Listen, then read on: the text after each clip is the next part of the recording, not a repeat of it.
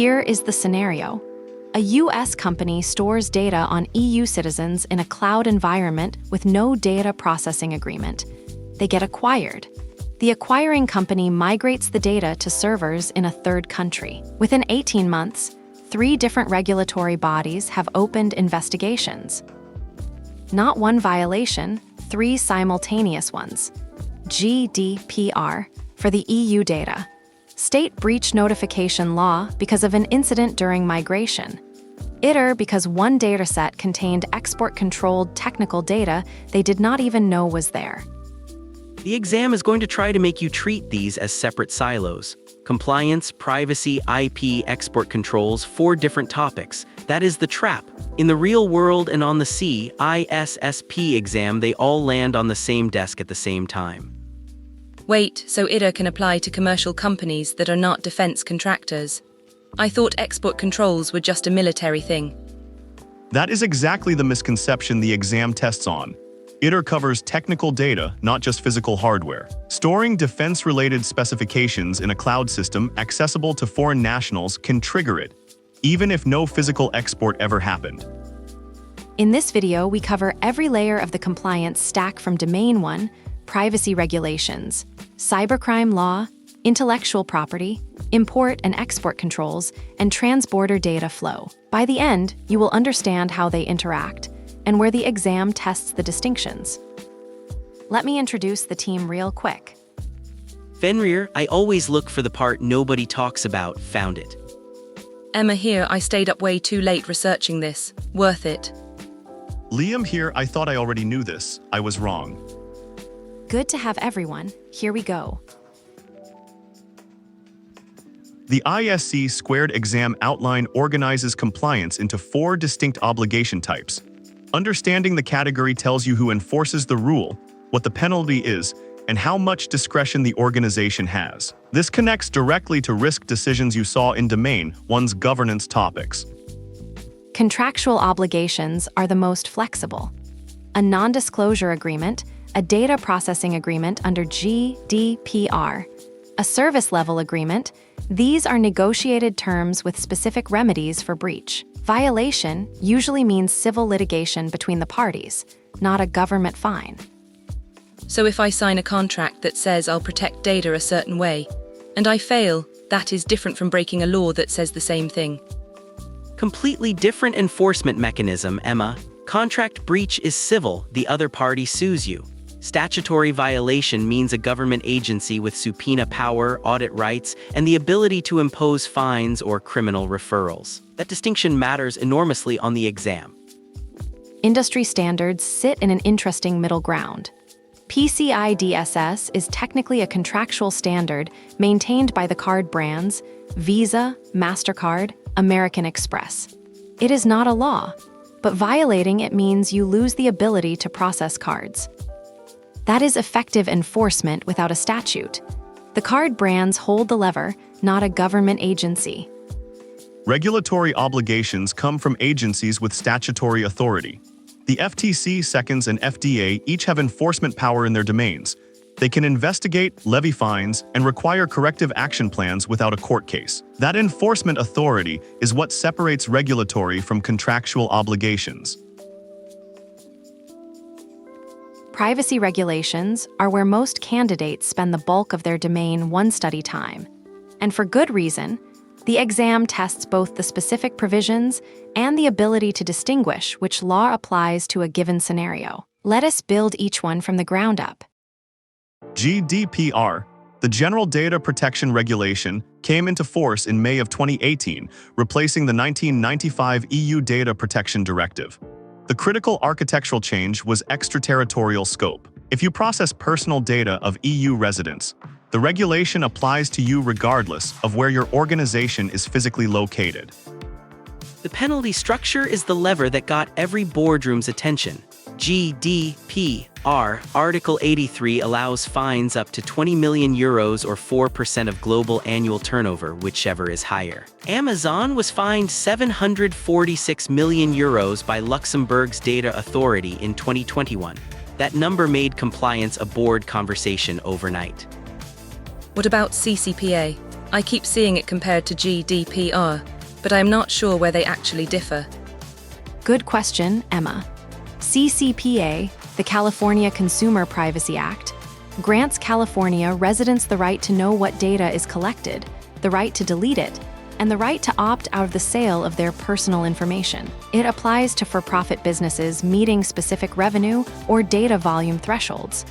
It is narrower than GDPR, but applies to California residents, not just EU residents. HIPAA applies specifically to covered entities, healthcare providers, health plans, and healthcare clearinghouses, and their business associates. The security rule mandates administrative, physical, and technical safeguards for electronically protected health information. Breach notification is required within 60 days of discovering the breach. GLBA, the Gramm-Leach-Bliley Act, applies to financial institutions. The Safeguards Rule requires a written information security program. The Privacy Rule requires disclosure of data sharing practices. Stick with me, we are coming to exactly how the exam tests which law to apply, and it is a pattern worth recognizing. The Computer Fraud and Abuse Act was enacted in 1986, originally to target hacking of government computers. It has been expanded repeatedly and is now the primary federal statute for prosecuting cybercrime in the United States. The key elements the exam focuses on are what constitutes unauthorized access and what exceeding authorized access means. Exceeding authorized access. Does that mean like an employee who has login credentials but snoops in files they are not supposed to see? Exactly. The CFA does not just apply to external attackers. An employee who has valid credentials but accesses data outside the scope of their job can be prosecuted under CFA. The Van Buren Supreme Court case in 2021 narrowed some interpretations, but exceeding authorization remains central to CFA enforcement. Breach notification law in the U.S. is a patchwork. Every state has its own. All 50 states plus DC, Puerto Rico, and Guam have enacted notification laws. The federal requirement does not exist for general data breaches, though sector-specific requirements like HIPAA and the Seconds' cyber disclosure rules add federal layers for specific entities. The trigger language matters enormously on the exam. Most state laws require notification when there is unauthorized acquisition, access, or disclosure of unencrypted personally identifiable information. Encryption is the key word.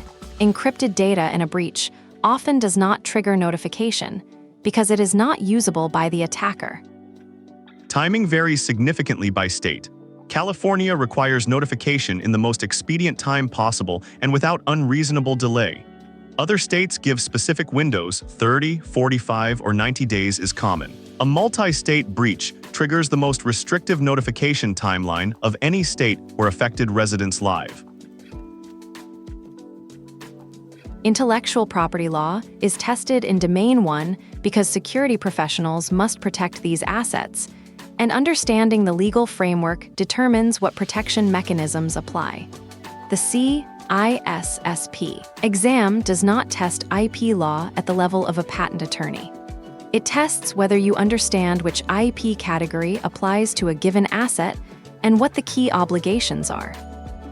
Trade secrets are the most directly security-relevant category.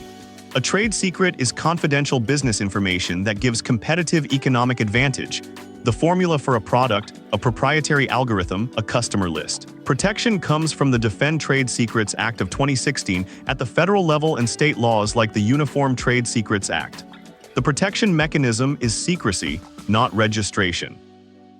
So a trade secret loses protection the moment someone leaks it. That seems very fragile compared to a patent. That is exactly the patent trade-off the exam loves. Patents give 20 years of exclusive rights from filing date, but you must publicly disclose the invention. Trade secrets protect indefinitely as long as you maintain secrecy. The Coca-Cola formula has been a trade secret for over 100 years. A patent on it would have expired decades ago. That is the core trade-off the exam tests. Copyright attaches automatically when an original creative work is fixed in a tangible medium, source code, documentation, images. No registration required to obtain protection. Individual works are protected for the author's life, plus 70 years. Trademarks protect brand identifiers, names, logos, slogans. Unlike patents and copyrights, trademark protection renews indefinitely as long as the mark is in active commercial use. That makes it the only indefinite form of IP protection you will see on the exam. Import and export controls are where compliance intersects directly with security technology. The CISSP candidate needs to understand the framework, not to become an export compliance officer, but to recognize when a security tool, a piece of software, or a data set is controlled technology that requires authorization before it crosses a border. The Export Administration Regulations, EAR, are administered by the Bureau of Industry and Security within the Department of Commerce. EAR controls dual-use goods, technology with both commercial and potential military applications. Encryption software, vulnerability research tools, and certain networking equipment all appear on the Commerce Control List under EAR. ITAR, International Traffic in Arms Regulations, is the harder restriction, administered by the Directorate of Defense Trade Controls under the State Department. ITAR covers defense articles and defense services on the United States munitions list. If you build or sell anything on that list, hardware, software, or technical data, you need State Department registration before you talk to a foreign person about it. I want to make sure I understand the scope. If a company builds military cybersecurity software and hires a developer who is not a US citizen, does that count as an export? Emma, that is the deemed export rule, one of the most commonly misunderstood points in this entire area. Sharing controlled technology with a foreign national on US soil is treated as an export to their country of citizenship, even if that person never leaves the building. Companies with ITAR-controlled programs screen nationalities at the hiring stage specifically for this reason.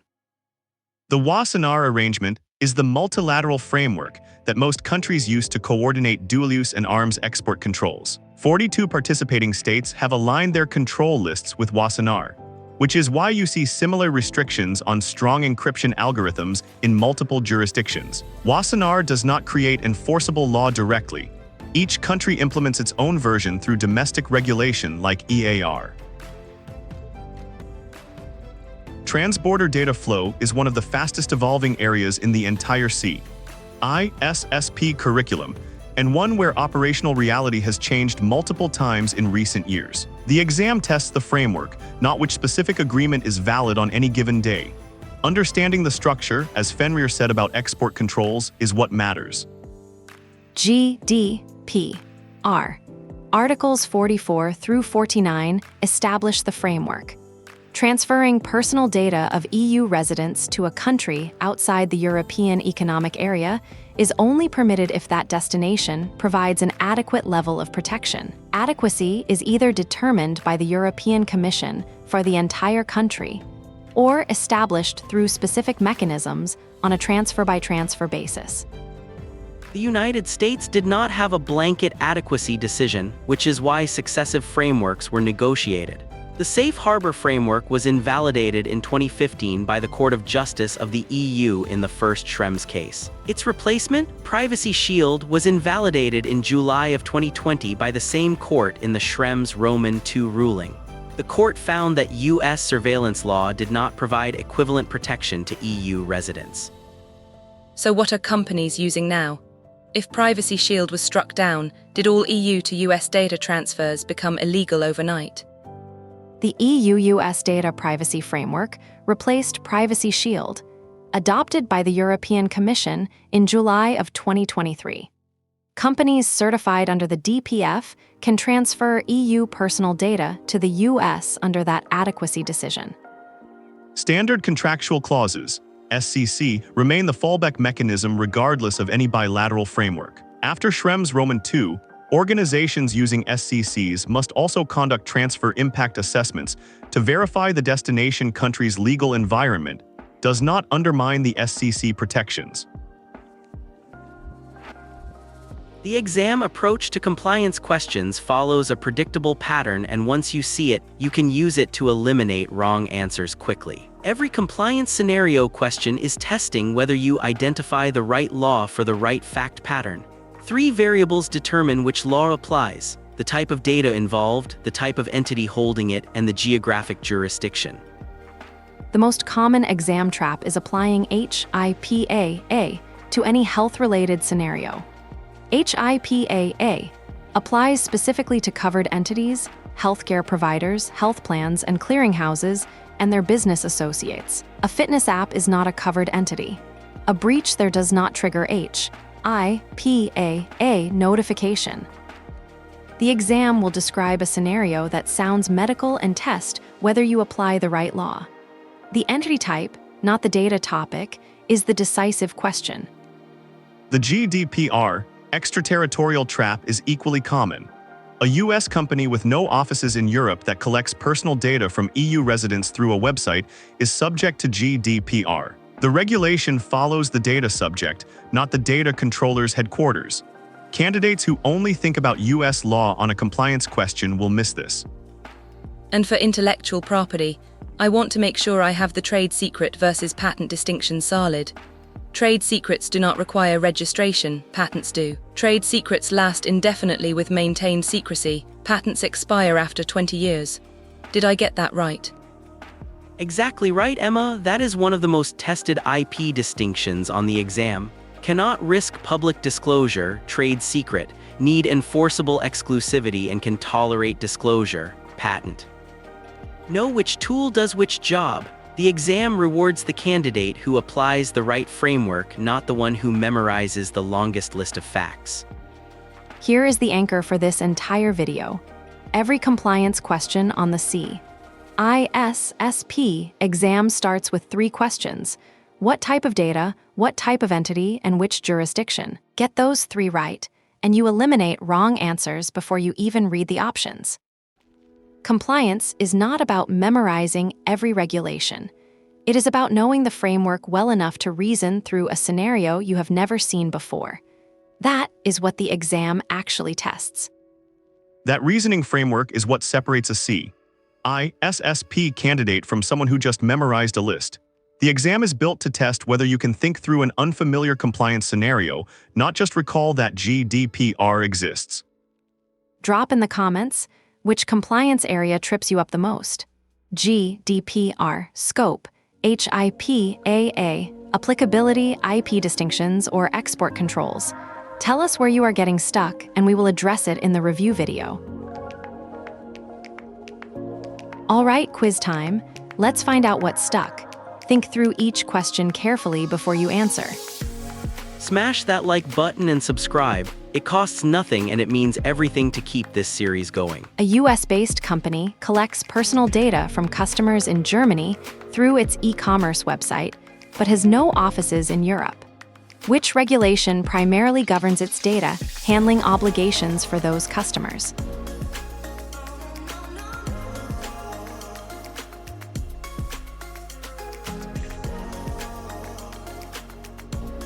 The correct answer is a GDPR, because it applies wherever EU residents' data is processed regardless of the controller's location.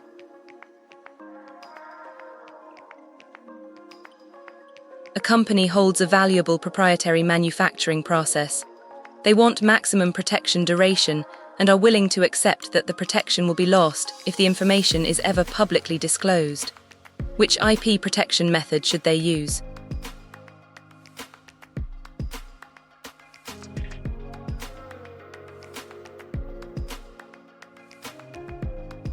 The correct answer is A, trade secret protection under the Defend Trade Secrets Act.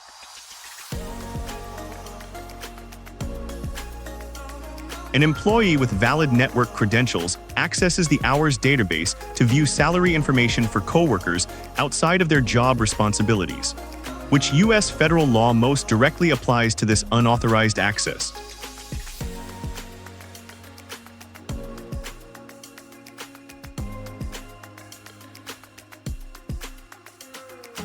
The correct answer is C, Computer Fraud and Abuse Act (CFA), which prohibits exceeding authorized access.